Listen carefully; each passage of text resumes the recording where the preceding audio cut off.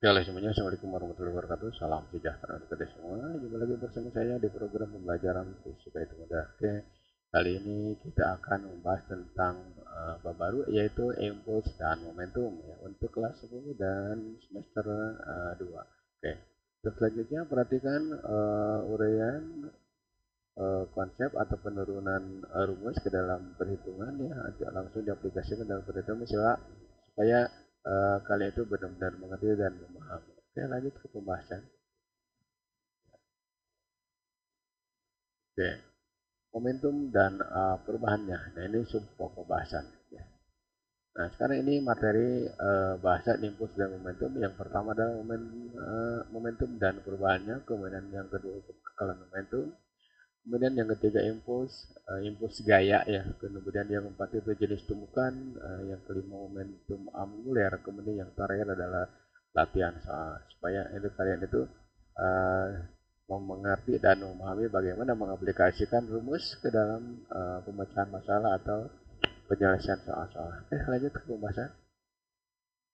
Nah, di sini saya akan memandu kalian tuh dengan ilustrasi yang sangat sederhana sekali ya. Oke. Nah, momentum diberi notasi P atau M besar ya. Terserah kalian memilih apa, mau pakai P, mau pakai M. Nah, yang jelas begini, kalau buku-buku universitas ya, edisi luar negeri, itu biasanya pakai P ya. Nah, momentum itu besaran vektor. Dia punya nilai dan punya arah. Ya.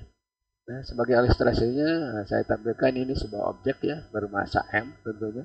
Kemudian objek ini atau benda ini digerakkan ke arah kanan terserah, ke kiri juga terserah, ke depan, ke belakang terserah ya. Ya. Ya, untuk selanjutnya saya pilih gerakannya ke arah kanan seperti ini. Misalkan gerakan ini kenapa sih bergerak? Nah, ini oleh gaya dorong, bisa dipukul, bisa dilemparkan ya. Nah, yang penting ilustrasinya sangat sederhana. Kemudian ini objek ini atau benda ini digerakkan ke arah kanan seperti ini. Ini berkasnya ya, berkas asal. Nah, nanti di sini karena punya gerakan maka dia memiliki momentum. Nah, kenapa sih dia memiliki momentum? Nah, karena ya, karena yang pertama dia memiliki masanya m ya. Kemudian gerakannya kecepatannya v. Nah, besarnya momentum bisa m, bisa apa ya terserah ya. Itu sebanding dengan masanya. Jadi makin besar masa benda maka momentum makin besar ya, makin besar. Atau boleh dikatakan masa momentum itu berbanding lurus dengan masa ya. Gitu. Kemudian yang berikutnya momentum itu sebanding dengan kecepatan. Makin cepat makin besar. Nah, maka momentum itu uh, sama dengan perkalian antara massa dengan kecepatan ya. Gitu. Gampang kan? Gampang ya. Nah, nanti momentum itu satuannya karena di sini m itu kilogram, v adalah kecepatan, maka satuannya adalah kilogram meter per sekon ya. Nah, kemudian m kecil ya, m kecil itu massa benda ya, massa benda. Ini satuannya tentu harus kilogram. Nah, kemudian v adalah kecepatan ya, kecepatan. Nah, itu meter per sekon. Nah, kenapa tidak dikatakan kelajuan ya? Nah, karena di sini momentum itu adalah vektor, maka bukan kelajuan tapi kecepatan ya, ini pi-nya ya. Nah, kalau misalkan pakai kelajuan maka nanti momentum akhirnya berubah jadi skalar ya, karena massa itu kan skalar. Tapi kalau dinyatakan dengan kelajuan berarti skalar juga, maka momentum akan jadi skalar, tadinya asa vektor yang sebenarnya adalah vektor. Gitu ya. Oke, lanjut ke pembahasan berikutnya. Gampang ini, momentum dalam masa kali kecepatan. Ya. Nah, kemudian untuk yang kedua, perubahan momentum. Nah, perubahan momentum itu apa gitu? Ya, ini akibat apa? Akibat perubahan kecepatan. Sebab masa dianggap tetap. Tetapi kalau sejenis angkot, ya, angkot mula-mula keluar misalkan dari gerasinya. Nah, dia akan dengan softwarenya saja. Nah, kemudian angkot itu bergerak di jalan raya ya. nyari muatan, ya. Nah, suatu saat ada muatan naik, nah itu berarti massa mobil ditambah massa orang, kalau yang naiknya satu. Nah, kemudian kalikan kecepatan. Berikutnya di tengah-tengah misalkan ada orang lagi naik, misalkan 3 orang. Nah itu kan berarti jumlah muatannya adalah 4 kan. Jadi 4 kali massa masing-masing tambah massa, ayo maksudnya 4 orang, massanya masing-masing jumlahkan ditambah massa angkot, massa sopir ya.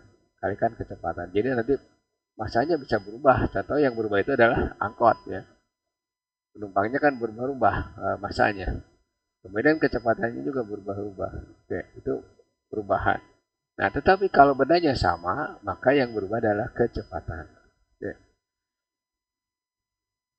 Ini ilustrasinya seperti ini. Mula-mula masanya adalah M, kemudian kecepatannya antara saja V, kemudian digerakkan ke arah kanan seperti berikut. Gerakannya sederhana aja. Nah, ya, melewati suatu titik ya. Melewati suatu titik. Nah, ketika di titik ini, kecepatannya taruh saja V1. Nah, di sini kecepatannya taruh saja V0. Nah, yang terakhir kecepatannya misalkan V2. Gitu. Oke, masanya tetap sama ya di sini. Ya. Tidak seperti angkot atau bus ya, atau pesawat ya, atau apa kereta ya. Kadang-kadang kereta turun di stasiun 1, stasiun 2 itu berubah-ubah ya kan masanya. Oke. Nah, berarti di sini ada momentum awal, momentum akhir. Nah, di sini kita sebut M0, itu sama dengan M kali V0. Nah, di sini ada momentum lagi, M1. Itu massa kali kecepatan saat 1. Nah, yang berikutnya, M2 itu massa kali kecepatan 2 atau kecepatan kedua. Ya. Tuh. Nah, sekarang perubahan. Nah, sekarang tinggal lihat perubahan awal itu V0 dengan kecepatan akhir V1. Nah, berarti tinggal delta M saja. Delta M sebenarnya pilih salah satu saja atau dua momen kejadian. Bisa M2 dikurangi M1, bisa M1 dikurangi M0 ya. Ya, pilih salah satu aja. Delta M itu sebenarnya M kurung P2 dikurangi P1 atau M P2 dikurangi M P1 aja hasilnya ini. Itu kalau kita lihat dari keadaan 1 dan keadaan 2 ya. Oke. Nah, sama satuannya itu kilogram meter per sekon untuk delta M. Nah, tetapi untuk catatan yang pertama itu tentang P2 ya, P2. P2 kalau searah dengan P1, nah ini searah berarti ya. Ini searah dengan ini, itu berarti P2 itu dianggap positif ya. Ngerti nggak? Nah, misalkan gini, kita mengendari motor ya. Mula-mula kecepatannya adalah 10 meter per detik atau 36 km per jam. Ya, pada suatu saat digas, kemudian di giginya dirubah dari 1 menjadi 2, itu kecepatannya berubah misalkan jadi 50 atau jadi 72 km per jam. Nah, oke, seperti itu. Berarti searah ya. Kayak mobil digas, motor digas itu berarti kecepatannya searah. Ya. Nah, kemudian yang option yang kedua atau kejadian yang kedua, V2 berlawanan dengan V1. Nah, ini momennya itu kejadiannya bola dipantulkan atau bola dilemparkan ke arah dinding ya. Maka bola akan memantul kembali itu dengan kecepatan V2. Nah, itu berarti V2 berlawanan arah dengan V1 atau kecepatan akhir berlawanan arah dengan kecepatan awal. Ini berarti negatif ya. Ya. Kemudian yang ketiga itu V2 itu tegak lurus V1. Nah, maksudnya gini. Kalau yang pertama ini contohnya ya, yang pertama. Kemudian untuk yang kedua, contoh ini ada dinding ya, dinding. Bola dilempar ke arah sini. Kemudian nanti dipantulkan lagi ke arah sini dengan kecepatan mungkin sama, mungkin berbeda, gitu ya. Ya. Kemudian yang option yang ketiga itu I2 itu besarnya berapapun itu dianggap nol. Jadi kayak gini, bola mulai-mulai dilempar ke arah kanan, kemudian dipukul ya, dipukul sehingga nanti dia ke arah sini misalkan, ya, ke arah sini. Kak berapapun B2 ya, B2 itu nanti dianggap nol. Nanti awas nih aturan ini akan dibawa eh, ketika kita mempelajari momentum ya. Jadi tidak apa eh, tidak akan berubah gitu. Nah, makanya kalian harus mengerti. Ya. Lanjut ke pembahasan. Ya. Kita aplikasikan teori ini ke dalam perhitungan. Ya. Nah, ini ada soal satu, ya. Gampang. Nah, sebuah benda masanya 4 kg bergerak dengan kecepatan 108 km per jam. Tentukan besar momentum yang dimiliki benda itu. Ya, gampang ya? Gampang pasti. Nah, sekarang eh, kelajuan, bukan kelajuan, kecepatan itu yang 108 km per jam itu dirubah dulu. Jadi caranya seperti ini ya. Gampang ya. Uh, Pokoknya kita harus mengerjakan soal dengan sistem MKS ya. Nah, ini diketahui masa ya, masa kecil nih, itu 4 kg ya. Kemudian ya, kilogram kecepatan itu P sama dengan 108 km per jam. Nah, ini berubah ke dalam meter per detik, hasilnya adalah 30 meter per sekon. Nah, ditanyakan momentumnya berapa sih gitu ya. Ya udah gampang ini, M kali V ya. M kali V, di mana M-nya adalah 4, kemudian P-nya 30, berarti 120 kilometer per sorry 120 kilogram meter per sekon. Itu jawabnya untuk soal nomor 1. Ini mohon maaf ya, agak balelo ngomong bicaranya. Ya. Lanjut ke soal nomor berikutnya. Sepercepatnya. Nah, semua benda misalnya 2 kg sedang bergerak dengan kecepatan sehingga memiliki momentum 45 kg meter per sekon. Tentukan kecepatan benda tersebut. Gampang nih ya. Nah, ini diketahui ini masa itu 2 kg. Kemudian momentumnya itu 45 kilogram ya, meter per sekon. Nah, ditanyakan berapa sih kecepatannya. Nah, tinggal masukkan aja ke sini M kali V. Ya. Nah, kalian pasti nggak percaya kok soalnya semudah ini. Emang mudah soalnya ya. Gitu. Nah, ini 2 V. Maka dapat nanti V-nya itu 45 per 2 ya. Nah, itu berarti 22,5 22,5 meter per sekon. Gampang ya. Oke, itu soal nomor 2. Lanjut soal berikutnya. Nomor 3 ya. Nah, perhatikan. Kecepatan sebuah benda berubah dari 6 meter per detik menjadi 10 meter per detik. Jika massa benda 5 kg, tentukan perubahan momentum yang dialami benda tersebut. Nah, ini ke perubahan momentum ini mulai naik kualitas soalnya ya. Nah, boleh nanti begini, P1 sama dengan 6 meter per sekon, kemudian P2 sama dengan 11 meter per sekon. Masanya di situ 5 kg ya. 5 kg, pertanyaannya perubahan momentum berapa gitu nilainya. Oke. Yang pertama itu searah, P2 searah dengan P1. Nah, berarti perubahan momentum boleh begini, M kurung P2 dikurangi P1 ya. Masukkan aja. Ini adalah 5 kg. Ini 11 positif ya, karena searah dikurangi 6 ya. Itu berarti 25 ya. 25 kilogram meter per sekon. Ya. Nah, kemudian option B di atas saja atau sama boleh gini. Option B P2 itu berlawanan dengan P1, dipantulkan ya, berbalik arah. Nah, ini berarti delta M sama dengan M ya, dalam kurung P2 dikurangi P1. Nah, tinggal masukkan ini 5. Nah, ini minus ya. Minus 11 dikurangi 6 ya. Berarti minus 17 ya. Oke. 5 kali 17 berarti ini 85 kilogram meter per sekon. Negatif ya.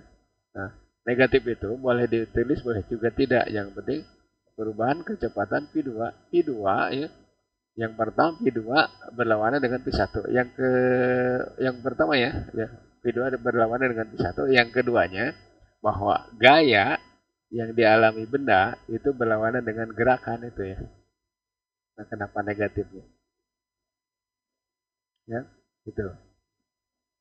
Nah, jadi nanti di sini kecepatan atau arah kecepatan itu berlawanan dengan arah gaya, ya. Nah, itu untuk option B.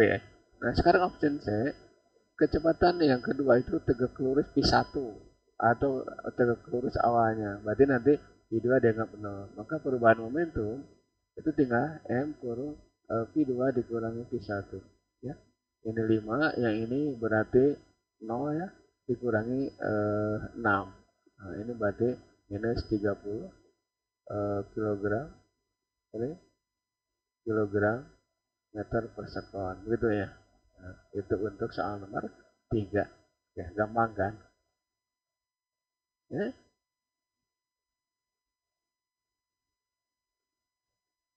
Nah, kita lanjut ke pembahasan berikutnya. Soal nomor 4 ya.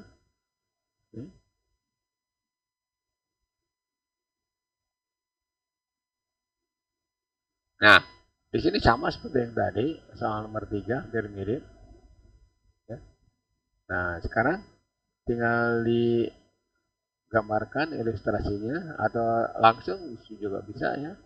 Nah, ini M sebenarnya 150 gram, buat kilogram tentu 0,15 kilogram ya. Oke, kecepatan awalnya atau P0-nya boleh, P1-nya P1 juga boleh, ya boleh notasinya terserah, yang penting awal dan akhir ini 20 meter per sekon, kemudian memantul dengan kecepatan 10 meter per sekon. Nah, kenapa sih berkurang? Nah, berarti di situ ada penyerapan energi dari gerakan dari gerakan momentum. Nah, ingat di sini kecepatan berpengaruh terhadap energi kinetik. Maka momentum itu juga pengaruh terhadap energi kinetik. Atau energi kinetik berpengaruh terhadap momentum ya. Oke. Karena berbalik arah, P2 itu negatif ya.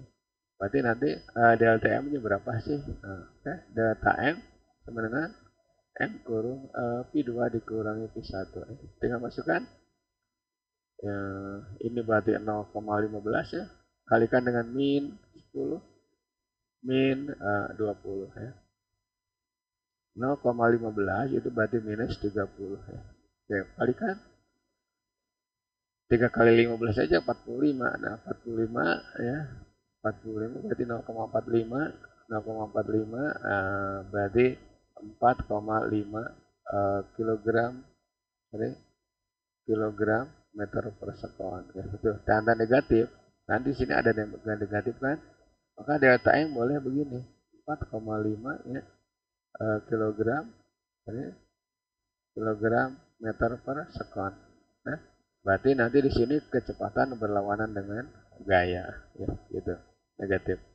Nah, itu untuk soal yang keempat. Nah, mudah-mudahan dengan aplikasi rumus ke dalam perhitungan kalian dapat mengingat dan paham tentang aplikasi rumus-rumus momentum dan perubahannya ke dalam perhitungan. Oke, terima kasih atas perhatiannya ya. Nah, bila terkait, assalamualaikum warahmatullahi wabarakatuh. Dan next video adalah impuls dan gaya. Selamat beraktivitas.